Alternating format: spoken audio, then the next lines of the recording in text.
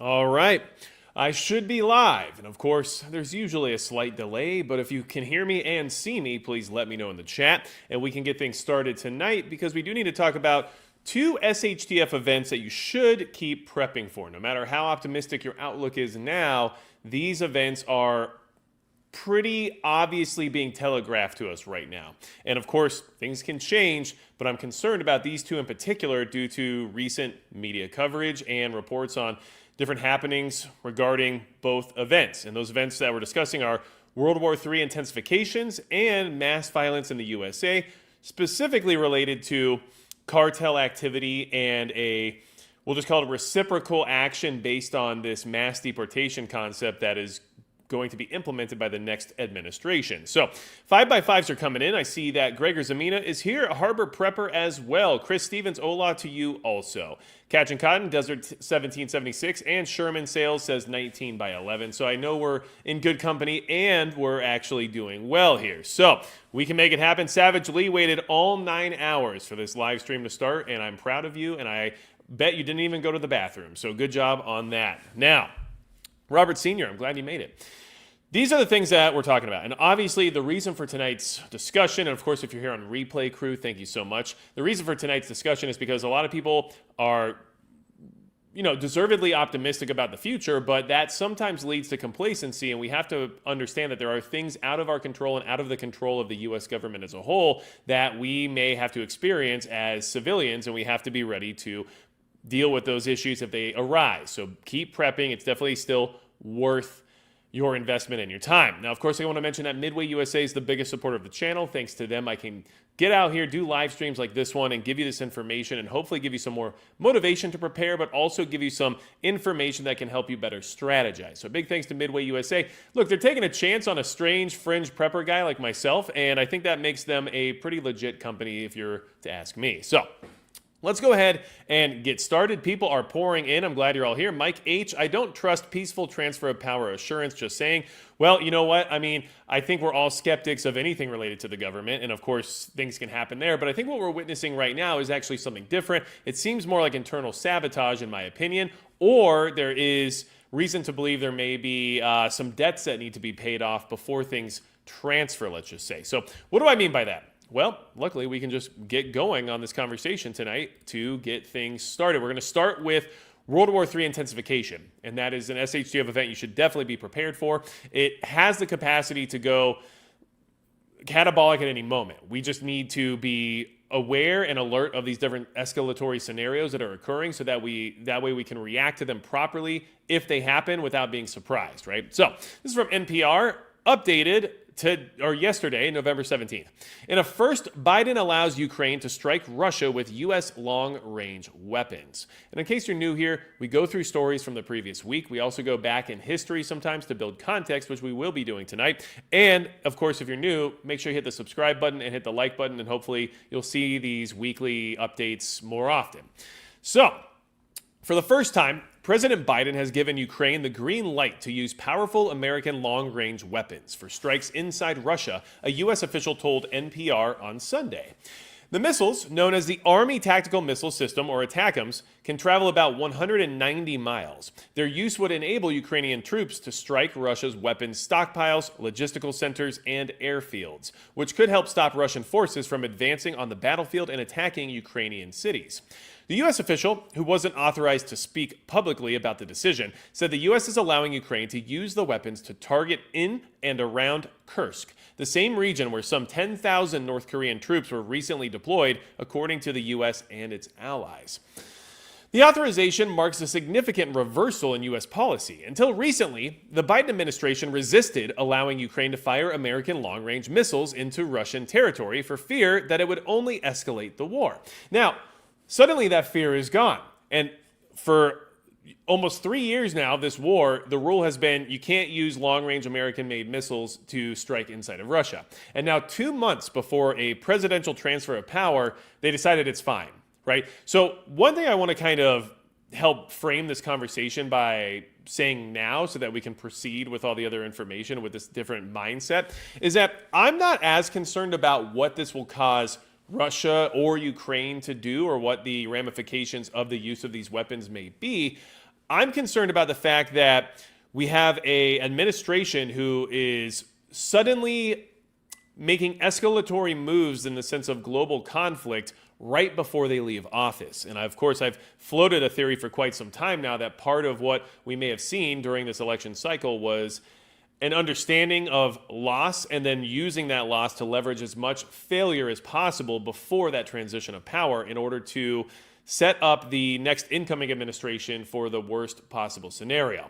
And of course, with all of the rhetoric coming out of the Donald Trump campaign before assuming office, if a World War III scenario were to break out in an uncontrollable fashion, it would definitely hurt the credibility of said campaign. So there's a lot of things to consider here that aren't just, hey, what if nukes fly? That's actually not my biggest concern here. The biggest concern for you should be, why is the current administration making such rash and escalatory decisions right now when they've had 1,000 days or so to be able to do this previously? Right? So keep that in mind as we move forward in this conversation.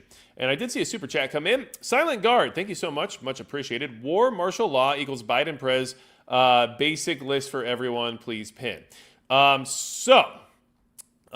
don't know what the basic list things means, but sure, I'll pin this for you. Let's see.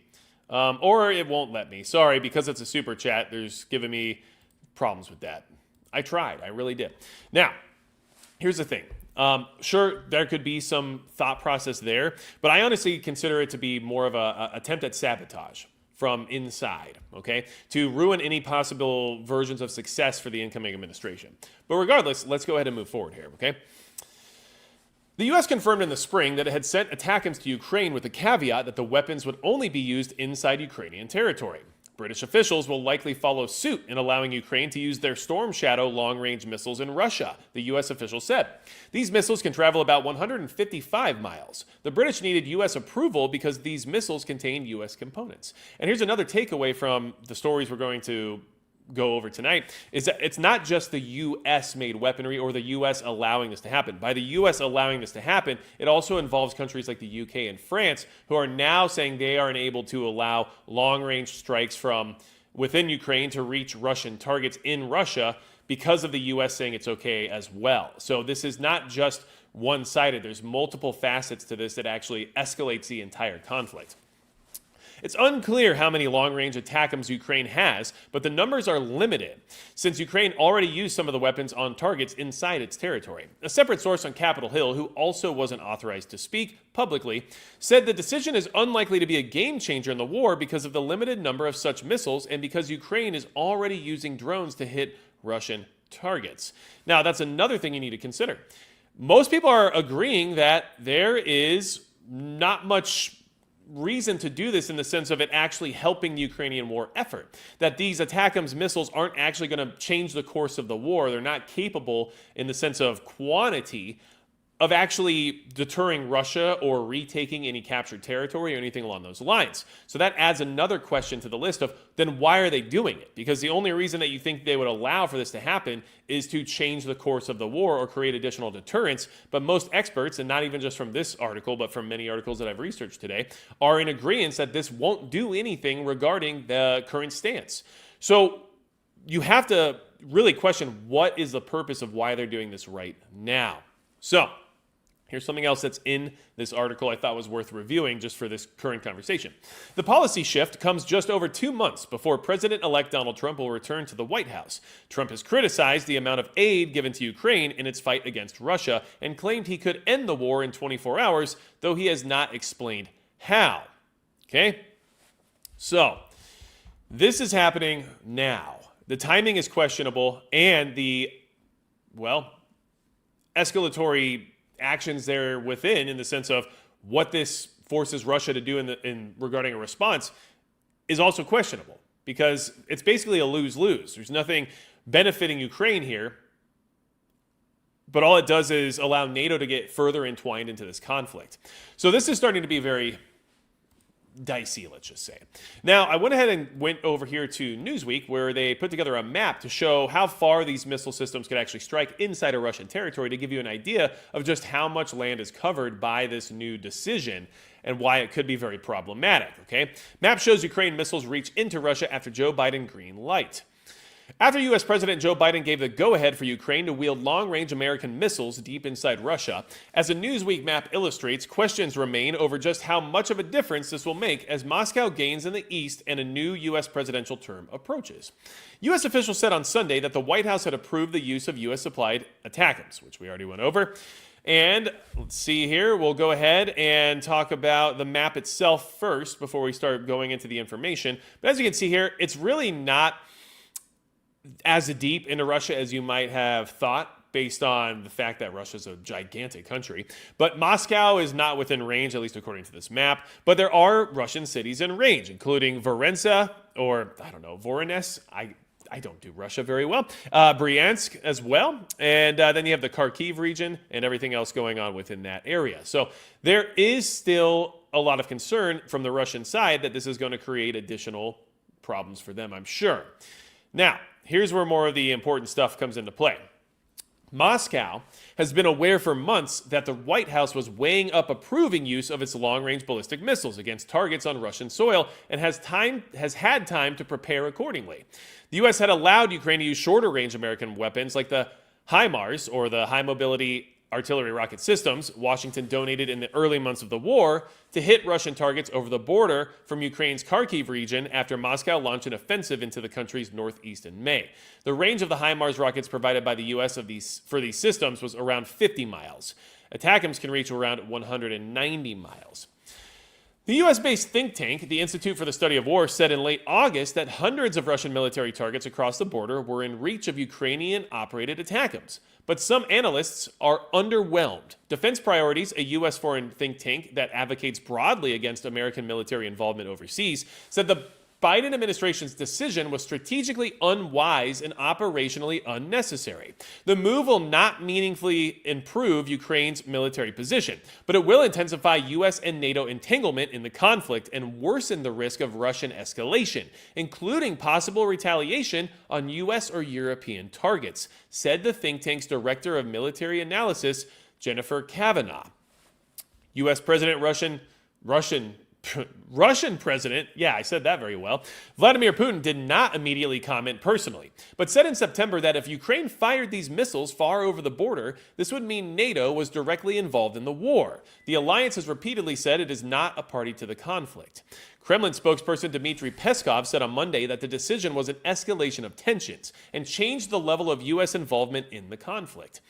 All of this is happening now, and plenty of warnings have been given. And in fact, like this article states, back in August even, these think tanks were saying that these ATACMS systems didn't have any direct effect on changing the tide of the war, and it would be meaningless to actually allow this authorization. Yet they're doing it anyway. Russia said in September, if they do this, this will show that NATO is actually involved in this war directly.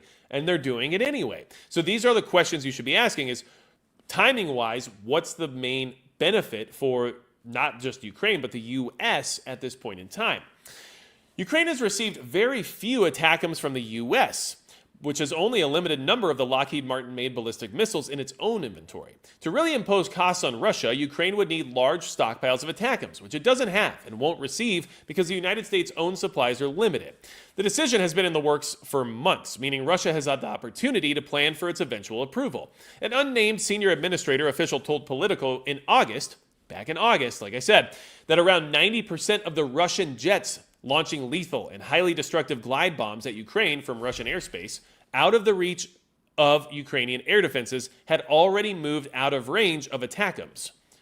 So Russia's already moved everything out of the way, or at least according to this article, in anticipation that this would happen from as far back as August. So what's the strategic benefit here, right? With 2 months left in office, Biden's approval comes as Ukraine prepares for President-elect Donald Trump to step back into the White House, having pledged to end the nearly 3 years of full-scale war in a day to slice military aid to Kiev. Ukraine is heavily dependent on Western military aid, and the U.S. is its single largest donor. So that starts to show a little bit more information as to why this might be happening. Now, there's a couple things that come to mind, right? We already talked about the fact that this current administration may be trying to sabotage the next administration's capabilities of negotiating peace or in order to progress in the sense of dealing with these wartime scenarios, if you make the conflict so bad that you can't dig your way out of it diplomatically, then suddenly you're in a war. Here you go. Here's the keys. Have a good time. We'll see how you do for the next 4 years, right? But the other thing to keep in mind, too, is that there are lobbyists and obviously the military-industrial complex, and we also have obvious corruption and money laundering and everything else related to countries like Ukraine and certain officials within our current administration who may have been linked to that in the past. And it's possible that this is just them trying to get the last bit of bucks out of the deal as possible right now. Because, okay, yeah, use all the missiles. And then we'll send you more, and we'll use as much as we possibly can over the next 2 months because, well, that's money. And we need to do that because that money's going to go away. So there's definitely some motive here that you could speculate on, and these are just my speculations. I would assume that the sabotaging the next administration is probably the main driver, but I think there's some ulterior motives here as well. Ukraine's going to take the missiles and take the authorization to use them within Russian territory regardless, because of course for them that's just a win-win in the sense of maybe boosting morale or taking out targets or whatever it is.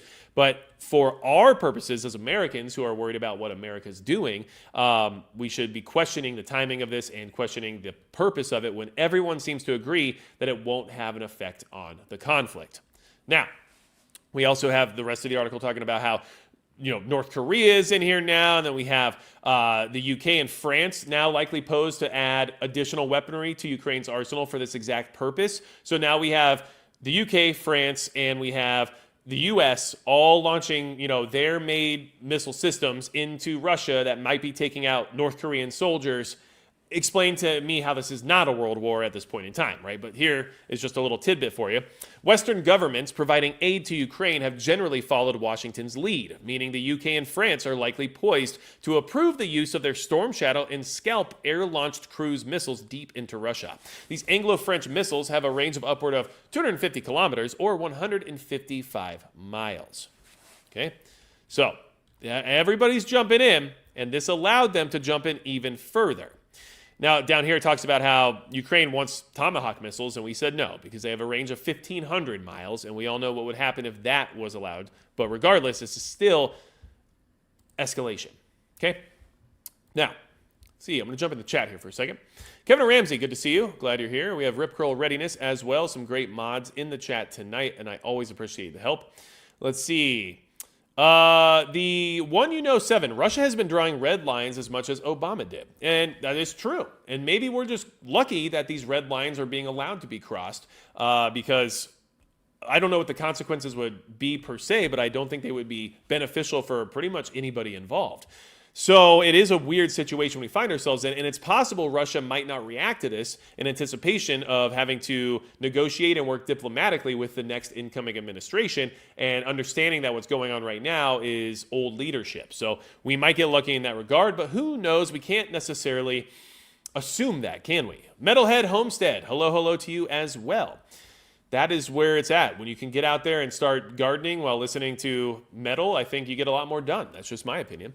Now, what's Russia think about all this? Well, we have some things coming out regarding their thought process here, and it gives you an idea of just why this is escalatory in fashion. This intensification is real, and it's if this is what they're doing with only 2 months left, how much can they do in 2 months?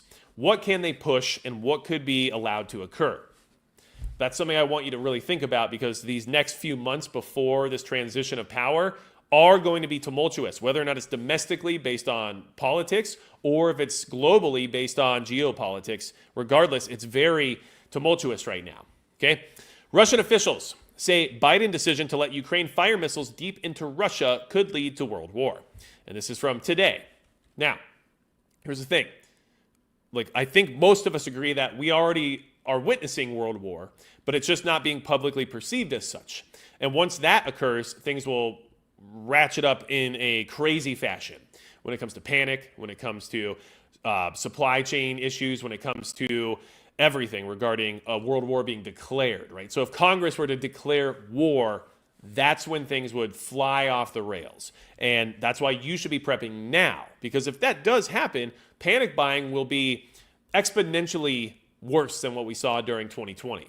And so you should definitely be considering that as of right now, especially when it comes to specific niche gear, such as, gas masks and Geiger counters and anything related to like potassium iodide, stuff that you would need during like a nuclear conflict, but also things that are just basic for preparedness in the sense of food. And think about the basics, like clothing, like underwear and socks and stuff that you just might not be able to get at a certain point, especially if you live in a smaller community like mine. There aren't many places in my town where I could go buy new underwear and socks right this second. But if travel becomes limited based on a risk of danger, maybe I can't access those things for a long period of time. So like you should have redundancies, not just in the obvious things, but also in the daily items, right? So let's talk about what Russia thinks.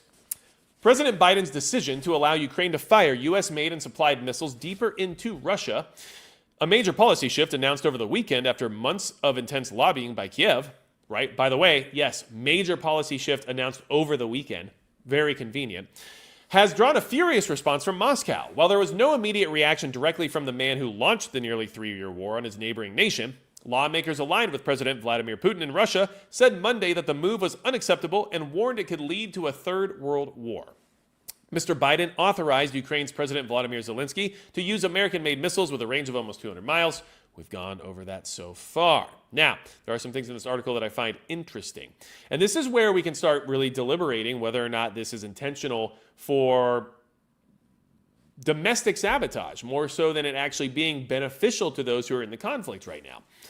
Over the weekend, however, the calculus apparently changed. The decision came almost 1,000 days into the full-scale war in Ukraine, and with Mr. Biden about 2 months away from handing over the White House keys to President-elect Trump, who's seen as far less supportive of Ukraine's ambitions of hanging on to all of its Russian-occupied territory. Yes, 1,000 days into the war, this is when the decision finally came after losing an election by the administration currently in power. It also came as Russia hit Ukraine with a devastating missile attack, highlighting Ukraine's desperate desire for the ability to target Russian weapons systems deeper inside the country before they're launched, which Zelensky has stressed for more than a year. And we are going to talk about that attack here in just a second, and it's a reminder of what to expect here in the U.S. as well. Now, let's see here. Many of the Russian rockets launched Sunday targeted energy infrastructure. This is true, and that's something we're going to review here in just a second. So let's see here. With the change in policy from the outgoing administration in Washington, Ukrainian forces will be able to retaliate harder, reaching further into Russia than ever before. Ukrainian forces have launched drone attacks into Russian territory, including targeting Moscow for months, but with limited effect. Okay? Now, we also know that Zelensky is very happy about this.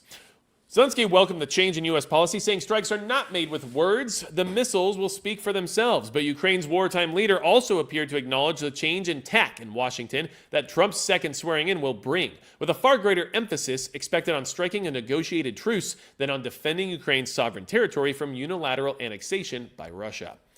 It is certain that the war will end sooner with the policies of the team that will now lead the White House. This is their approach, their promise to their citizens, Zelensky said in an interview with a Ukrainian news outlet, adding that Ukraine must do everything so that this war ends next year, ends through diplomatic means. In Moscow, meanwhile, senior lawmaker Leonid Slutsky slammed Mr. Biden, accusing him of deciding to end his presidential term and go down in history as Bloody Joe. Senator Vladimir Zaborov, meanwhile, it's probably not how you say it, but I had a good time with it, told Russia's state-run TASS news agency that Biden's decision represented a very big step toward the beginning of the Third World War. The official newspaper of the Russian state, Rossiyskaya Gazeta, warned the madmen who are drawing NATO into a direct conflict with our country may soon be in great pain. Putin had personally warned against the eventuality previously, issuing a warning in September that U.S. permission for Ukraine to fire American-supplied long-range missiles at his country would mean that NATO countries, the United States, and European countries are parties to the war in Ukraine, which means they are now legitimate military targets. So, this just keeps escalating, okay? It's not getting better. It might get better, but these 2 months are going to be very telling to how this whole war is going to be resolved or not resolved. And it's unfortunate that we currently have an administration who can't handle domestic policy, and we have a president who oftentimes doesn't necessarily know where he is. And these are the decisions being made right now, 2 months out from a different administration entering the White House. it feels very intentional in a bad way. I'm pretty sure a lot of us could probably agree on that. Two Doctors Homestead, thank you so much. Thanks for all the videos, Magic. Well, you're very welcome, and I appreciate your support. You're always very supportive in the comments section, and I just can't tell anyone here how much I appreciate your support, because coming out here on Monday nights and trying to give this information out is very motivational for me because of you all showing up every single week. And it also helps me be more aware of what's happening in the world, because I feel inclined to actually provide this information in a well-researched manner. So I appreciate everybody's support in that regard. Now, let's go ahead and talk about this recent attack that Russia just launched, not because it was very big, it was a very big attack, but because it reminds you of what type of war we're currently fighting in the sense of modern warfare, right? Which many will refer to as like fifth generation warfare. But this is how war looks now. And I think that it's reasonable for us all to... Windows is trying to give me a weird update right now. Thanks, Windows. Great timing, actually. You're really good at this. And this reminds you how things will look moving forward if we find ourselves in a direct conflict with any of these near-peer adversaries, okay? Russia hits Ukraine's energy infrastructure in huge drone and missile attacks. This is from November 17th.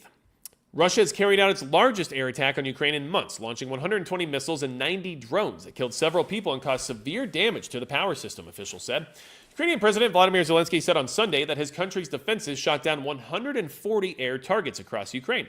Various types of drones were deployed, he said, including Iranian-made Shaheds, as well as cruise, ballistic, and aircraft-launched ballistic missiles in one of the largest barrages of the nearly 3-year war. The enemy's target was our energy infrastructure throughout Ukraine. Unfortunately, there is damage to objects from hits and falling debris, Zelensky said in a statement on the Telegram messaging app. The state grid operator, Ukrenergo, I think, announced nationwide emergency power restrictions for Monday. 2 power cuts of several hours are planned between 6 a.m. and 10 p.m., the company announced on Telegram. Now, people lost their lives, there was apartment buildings destroyed, all kinds of stuff happened. Here's the thing. This is the target. The target isn't just Air Force bases or, ports of entry or anything along those lines. The targets are the infrastructure in general. And so if we find ourselves in a war with a near-peer adversary, we will lose our infrastructure to some degree, whether or not it's through cyber attack, whether or not it's through a kinetic action, such as a missile strike, or whether or not it's from sabotage from within. Regardless, that's the target, which is why it's so important for you to really plan out your redundancies regarding, power or water or anything else that requires logistics or infrastructure to operate, but also why it's very important for you to, even if you can't prepare for those things in the way that you want, to have at least a plan of action for how you'll react to when that occurs. So someone who doesn't have water storage or something like that right now, or doesn't have backup power of any kind, might say, okay, I'm fully dependent on the grid, and right now I can't afford to do anything really expensive or anything like that to try to remedy that issue. So what I would suggest at that point is to say, okay, well, first off, some water storage is relatively cheap. Buy a few gallons of water at the bare minimum so you have those on hand. Don't forget your toilets and your water heater have water in them, and there are some options for you in that regard. However, if you're in that situation, the thing that I would suggest doing is developing a plan now to say, okay, so if I don't have water, I don't have food, and everything gets shut down, here's what I'll go, where I'll go, or how I'll handle that based on my current situation. And that's something you should probably be working on, because that's free, but also very important if you don't have any other resources at all. So let's go ahead. Michigan Outpost 231, what's up with you as well? Good to see you. Thanks for being here. Now, speaking of infrastructure being the main target of this conflict, we also just recently had information shared that 2 undersea cables in the Baltic Sea have been cut. Germany and Finland fear sabotage. This is from today. I was actually made aware of this by S2 Underground's report today, so make sure if you don't know about S2 Underground, you check out that channel, because he puts out excellent information on a daily basis, basically. So there's some good stuff there, and this is where that's where I was made aware of this, and then I wanted to look into it further to give you that information directly for those who weren't aware. Okay. Helsinki, Stockholm, Vilnius. 2 undersea fiber optic communications cables in the Baltic Sea, including one linking Finland and Germany, were severed raising suspicions of sabotage by bad actors, countries, and companies involved, said on Monday.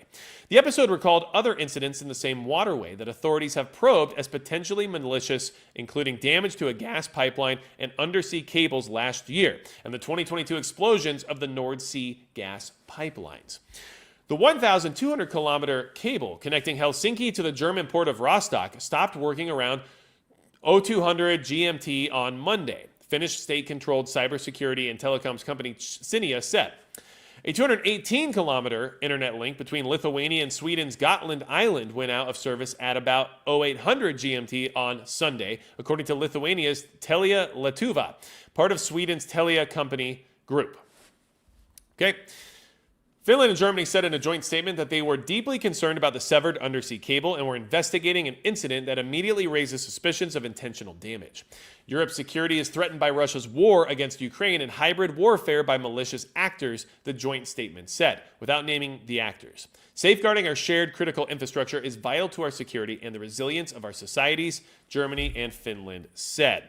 So, this is just to remind you that these important pieces of infrastructure are being targeted, are being sabotaged, and would cause a lot of havoc here in the United States if we faced a similar threat. If the big transatlantic cables were cut and the internet was affected adversely to the point where it wasn't as functional as it usually is, a large portion of the population would have a meltdown.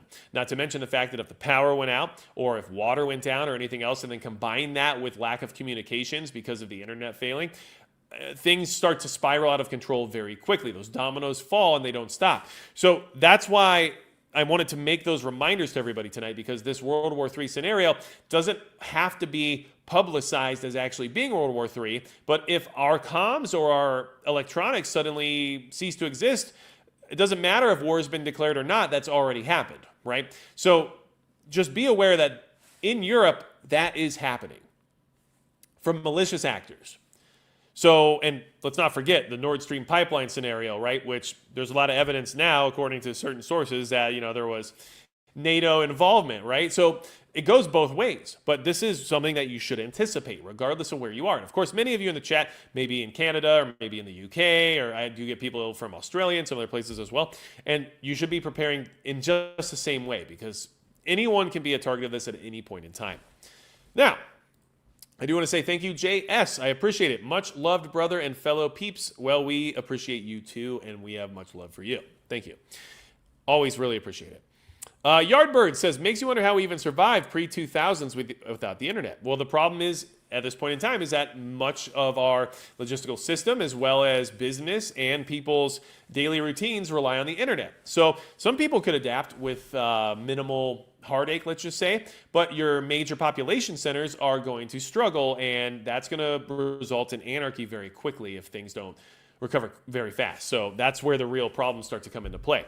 Now, here's something I found very interesting that I wanted to share with you all, because it is eye-opening, and it's actually old. It's from 2019, but it is a very good report, and I'll share the link for this report in the chat right now in case anybody's interested in it, so I don't forget. But this is something I want you to really consider, because you need to be prepping for this World War III thing, and according to this report from 2019, you really need to, because, well, let's just say FEMA ain't going to do it for you, which I think we all are very aware of, but it's actually much worse than you think. So let's go ahead and talk about this for a second. This is from Homeland Security Affairs.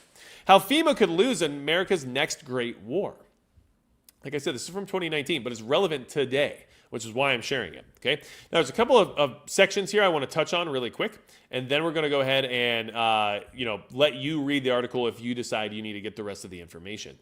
So, part one, how did we get here? Now, just keep this in mind as we move forward, that there's reasons why these people didn't want us to be able to take care of ourselves any longer. Since its creation in 1979, FEMA had been responsible for coordinating and in some cases directing the civilian war effort for the United States. Most prominently, it had inherited the nation's civil defense program that primarily focused on preparing the country for a nuclear war with the Soviet Union. However, the agency's portfolio was much larger than simply marking shelters, preparing evacuation plans from urban areas, and coordinating the continuity of government and continuity of operations plans for the federal government. It also was responsible for mobilizing and sustaining the nation's industrial and manpower base, managing the prioritization and allocation of resources between the military and civilian sectors, and potentially advising the president on nationwide austerity measures. These capabilities and their associated funding from the earliest days of the civil defense and national mobilization programs in the 1950s were targeted by states for other purposes. State governors and emergency managers were far more interested in using these resources and funding to respond to natural disasters. Over time, the civil defense programs, and to a certain extent the mobilization programs, became more and more dual use and able to be used for both preparedness and response to either a nuclear war or a natural disaster. In 1992, the first FEMA director to have previously served as the head of a state emergency management agency entered into this long-standing contest for resources. On November 28, 1993, the director of FEMA, James Lee Witt, ended the country's civil defense and national mobilization programs. When he took office in 1992, the former director of the Arkansas Office of Emergency Services and confidant of President Bill Clinton, who, by the way, gave China all of our satellite technology, moved swiftly to reorient a FEMA reeling from its poor response to Hurricane Andrew. He inherited an agency heavily focused on its Cold War missions, with nearly half the agency devoted to supporting civil defense and other military-related responsibilities, and almost a third of its 2,746 full-time employees in classified positions. With the experience of a career in state government, and in the wake of the fall of the Soviet Union, Witt would go on to reshape FEMA and its culture completely. He would dismantle its civil defense and national mobilization legacy while leaving a few unconnected parts to linger for years to come. So, I'm not excited about that, to be honest with you, only because I live in Minuteman missile territory here in North Dakota, and there are remnants of fallout shelters everywhere you go. But I mean remnants strongly. They are not in working order, and they're not even publicly accessible. In fact, most of them are privately owned at this point in time. And the ridiculous part about that is that the threat of nuclear war never ended. We just don't have anywhere to go in case it happens now. And yet FEMA, because of their resource needs, decided to, put everything into natural disaster response, but they do a terrible job at it. So what is really going on here? And unfortunately, I got to say, it seems like they got rid of the civil defense program because, well, they don't really care about us. Now, anyway, let's talk about the next part I want to share with you. And like I said, there's a lot in this report, okay? This is why I think it's worth reading. The Return of History, 2017. With the dismantling of the civil defense and national mobilization programs, FEMA's all-hazards mission currently lacks an organized framework to address current threats of a war against one or more nation states capable of sustained attacks against the United States. Unlike traditional natural threats, this scenario requires preparing and planning for the mobilization and sustainment of the nation's manpower and defense industrial base. It will also mean the long-term commitment of FEMA's response and recovery activities that may last for years and encompass catastrophic levels of damage inflicted repeatedly by this country's adversaries.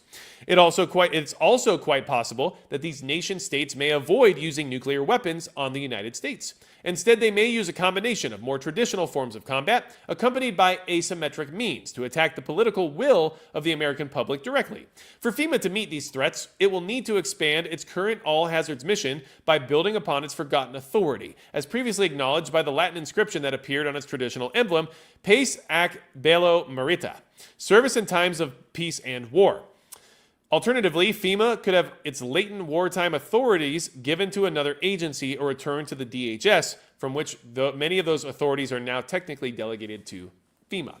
So what they're saying here is that right now there is no organized preparedness regarding a war with multiple adversaries for the United States through FEMA's emergency management response, which is the federal agency that's supposed to respond to an emergency such as, being attacked. Now, the last section I want to share with you on this is very important as well because it gives you some ideas to consider, okay? Like I said, there's a lot of stuff in this report. Now, this is where I found some interesting things. Potential lines of attack by an enemy nation state. We're going to go down here towards the bottom first. America's most Potent potential adversaries, Russia and China, enjoy certain political advantages along with those of interior lines, space, and time during a potential war with the United States. As a democracy, America is particularly vulnerable at the start of a war with a peer adversary. General George Marshall, Army Chief of Staff during World War II, who would later serve as both Secretary of Defense and Secretary of State, and the great organizer of victory, offered his opinion on this topic by stating, "A democracy has a very hard time in a war, particularly at the start of a war. They can never get ready in advance. The conditions are such that they are susceptible to surprise action. And an arbitrary government like the Hitler government has every advantage in those respects. They are just bound to win at the start unless they are very, very stupid. Of course, in the end, if the democracy is a firm democracy, it builds up a power which outlasts the other and the dictatorship bogs down. Because of these advantages, it is quite possible a future adversary may never need to resort to the use of nuclear weapons in a war with the United States. Throughout the Cold War and to the present day, a variety of reasons, including deterrence and occasionally good fortune, have prevented the use of nuclear weapons. They remain exclusively for use by nation states. Proliferation to non-state actors could change this calculus, and a lesser adversary facing unsustainable losses, such as North Korea or Iran, might be tempted to use them to forestall defeat." See how this is still so weirdly relevant right now? These scenarios, however, do not constitute a sustained and existentially debilitating military campaign against the U.S. homeland. Those nation states that possess the means to destroy the United States or to pose an existential threat to its national interests are similarly vulnerable to strikes from the United States. Embarking on a nuclear war has been recognized for decades as a zero-sum calculation. The scenario remains even true with the recent rhetoric surrounding North Korea. Notwithstanding North Korea's attempts to build a nuclear arsenal, its leader has remained a rational actor in the eyes of the U.S. intelligence community. Okay? Now, this goes in to a lot of other things regarding our adversaries and their potential attack strategies for us. But here's one that I want to share with you, and then we will move on from this article because, like I said, it's very long, very well researched, and very good for reading and applying to your own preparedness strategies.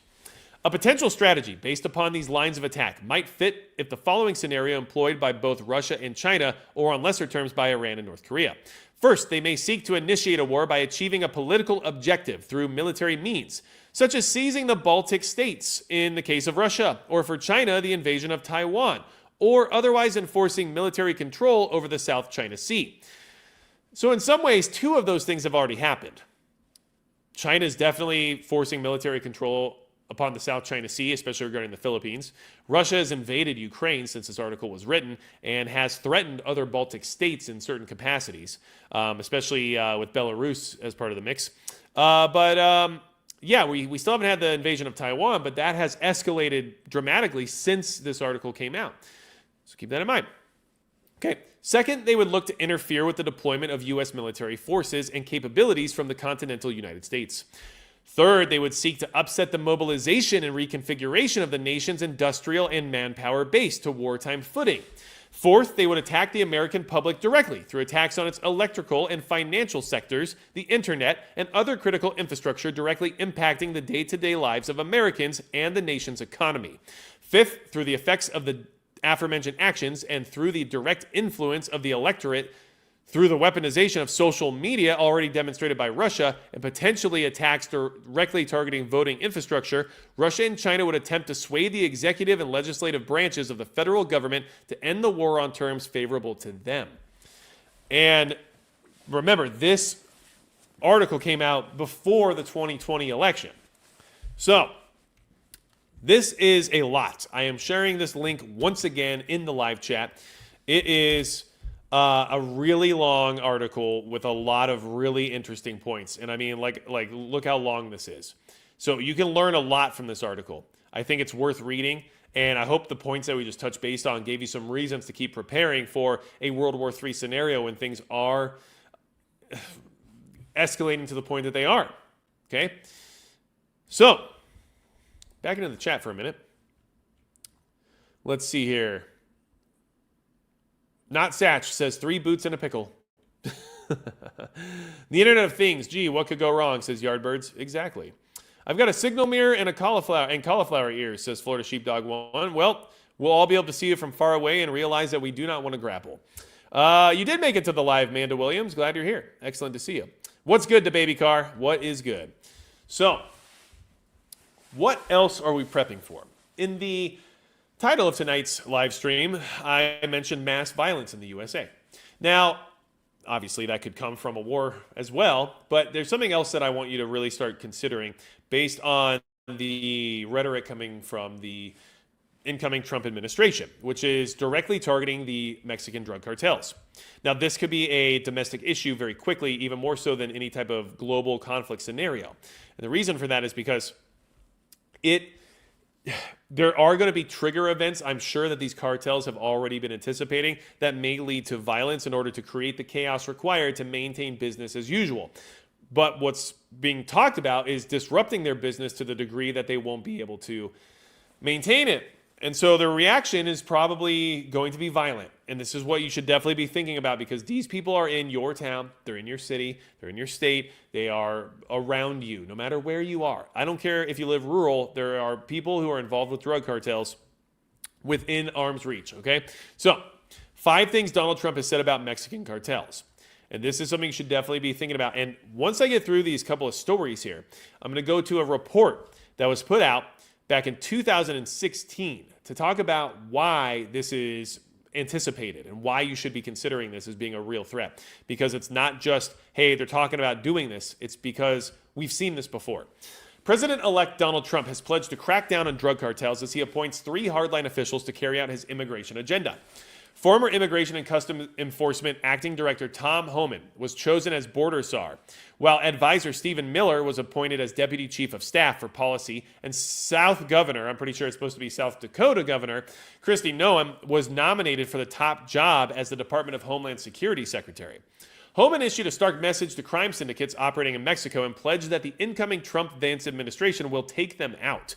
Republican Senator Ted Cruz of Texas said Homan will be the key figure in driving immigration policy. Immigration and border security helped fuel Trump's election victory over Vice President Kamala Harris to reclaim the White House. Republicans could face minimal resistance to their agenda after regaining control of the presidency and the Senate and the House. Republicans and Democrats back calls for tougher restrictions on migrations as polling by Gallup shows 55% of respondents want to see immigration levels decrease. Blah, blah, blah. We got it. Trump has said that the border is wide open for criminal gangs and pledged to wage war on the cartels. He has also proposed sending troops into Mexico and invoking the Alien Enemies Act of 1798 to target and deport migrants involved with crime syndicates. Republican Senator Tommy Tuberville out of Alabama told Newsweek, during President Trump's first term, we had the most secure border in history. Under Joe Biden and Kamala Harris, 10 million plus illegals have invaded our country, including criminals, murderers, gang members, and drug dealers. The president-elect said notorious crime syndicates and drug kingpins will never sleep soundly again once he launches his plans to tackle the issue. The drug cartels are waging war on America, and now it's time for America to wage war on the cartels, Trump said in a statement in 2023. The drug cartels and their allies in the Biden administration have the blood of countless millions on their hands. Millions and millions of families and people are being destroyed. When I am back in the White House, the drug kingpins and vicious traffickers will never sleep soundly again. We will show no mercy on the cartels, Trump said in a video statement released after he defeated Harris. Water break. My throat was not cooperating. Border is wide open for cartels.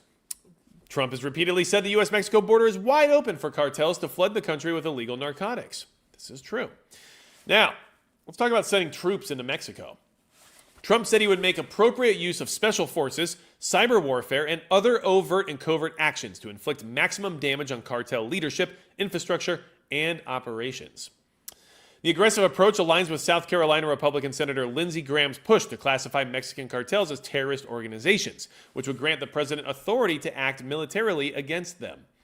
Former Attorney General Bill Barr and other proponents argue that Mexico's current efforts are insufficient, leading some Republicans to argue that the direct U.S. intervention could be necessary to control the escalating fentanyl crisis affecting the U.S. and Mexico.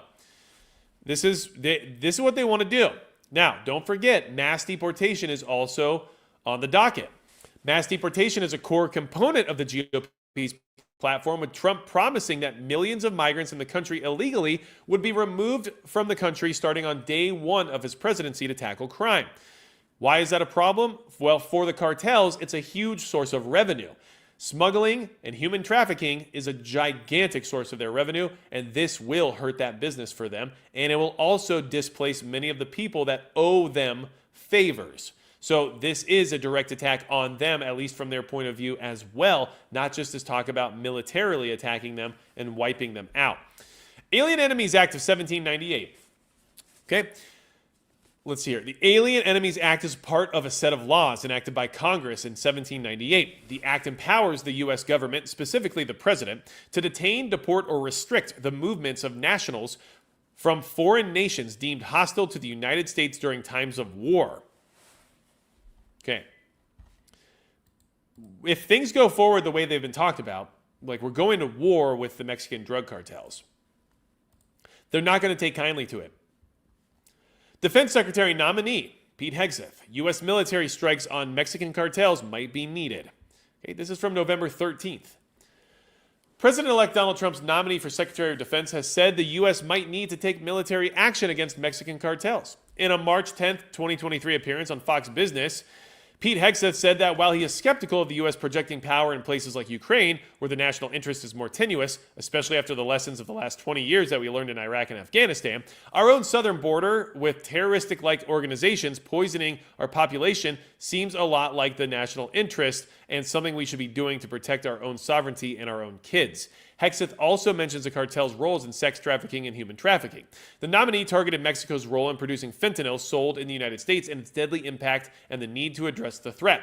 If it takes military action, that's what it may take eventually, he said. Obviously, you're going to have to be smart about it. Obviously, the precision strikes, but if you put the fear in the minds of the drug lords, at least as a start, that they can't operate in the open with impunity, changes the way they operate. You combine that with the actual border security, with a new administration, not going to happen with this one. Now you're kicking with gas and you've got a chance. Okay? When discussing a deadly incident in which a cartel mistakenly attacked and kidnapped a group of Americans, then later surrendered the alleged culprits to authorities with an apology, Hegseth said the cartel did so to help deter a response from the U.S. The cartel was saying, "We are not responsible for this. Don't crack down on us and don't disrupt our business," he said. The cartel was trying to avoid drawing the ire potentially of the U.S. government or U.S. military on their doorstep. So basically we have the nominee for Secretary of Defense agreeing that military action might be required to deal with this cartel threat. And honestly, I think a lot of us can probably agree on that as well. But the problem is that if the military starts going after the cartels and the government starts going after the cartels and we have mass deportations disrupting the cartel's business in the process, and we strengthen the border security, which also hurts the cartel's business in the process, they're going to react. There will be a reaction. It will be visceral and likely violent. And why can I say that confidently? Because it has happened before. And this is the real threat here stateside. Yes, World War III is something you should prep for, but for us, most likely, of course, we can't guarantee anything, but most likely for us here in the U.S., that means dealing with supply chain issues, logistical issues, panic buying, economic issues. Like a lot of things can go bad very quickly, right? So that's something that you have to think about here, more so than the possibility of like foreign invasion, because it's very unlikely for that to actually occur, although it doesn't mean it's not possible. Same with being struck by a nuclear missile or something along those lines. All those things are possible, less likely. This cartel violence here stateside in our country is highly likely because it already exists, but in a covert fashion. But if things get bad enough for them, they might decide to create chaos and cause unrest as well as destabilization in order to defer resources to those situations rather than the resources being spent on taking them out. So, why is it an issue? Because in 2016, a report was put out by the Sci Center, or the C Center, by the University of Denver, okay? And it's a very interesting report, but there are some things in here I want you to pay attention to that I think are very pertinent, okay? And you know what? We're doing it tonight. We're sharing links. You want to read the report? It's in the live chat right now. There you go. So I'm going to scroll down here, and we're talking about this, okay? All right. Here's why I think it's a big deal. Our analysis confirms similar findings of existing data collection efforts, which DTOs were most prevalent at a given time, the emergence of and disintegration of DTOs, the role of the Mexican military, and the negative consequences of the war on drugs on the lives of Mexican civilians. Sorry about all that lingo. That doesn't make sense yet. When President Felipe Calderon took office in 2006, he pledged to crack down on organized violence within Mexico's borders. He deployed the Mexican armed forces to combat cartel influence and violence. However, this campaign quickly backfired as homicide rates rose. Cartels became more violent and in some cases even fractured to form smaller DTOs.